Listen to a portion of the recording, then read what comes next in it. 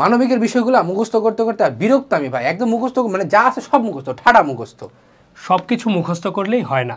ইতিহাসে কোনো একটা ঘটনা কেন হয়েছিল সেটার সূত্রপাত কিভাবে, অর্থনীতির যে তত্ত্বগুলো রয়েছে সেই তত্ত্ব এবং এর বিশ্লেষণ, পৌরনীতির যে নীতি এবং ধারণাগুলো রয়েছে সেগুলো কিন্তু তুমি মুখস্থ করে মনে রাখতে পারবা না। একটা চিত্র কিভাবে আঁকতে হবে অর্থনীতিতে সেটা কিন্তু তুমি মুখস্থ করে পারবা না। তো তোমার ফার্স্টে করতে হবে কনসেপ্টগুলো বুঝে বুঝে ধারণা নিয়ে নিতে হবে। এই মুরব্বী, আমি যদি তোমাকে জিজ্ঞাসা করি সোভিয়েত ইউনিয়ন কবে প্রতিষ্ঠিত হয়েছিল, কবে ভাঙছিল, পারবা?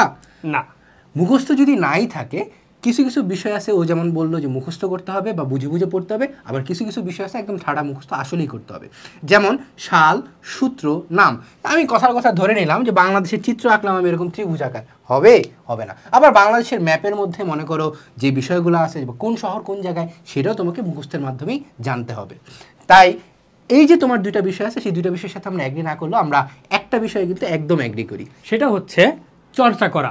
আমি বুঝে পড়ি আর মুখস্থই করি, একসাথে আমাদের চর্চা করতে হবে। আর চর্চা করার মাধ্যমে কিন্তু আমরা পুঙ্খানুপুঙ্খ ফলাফল পাবো।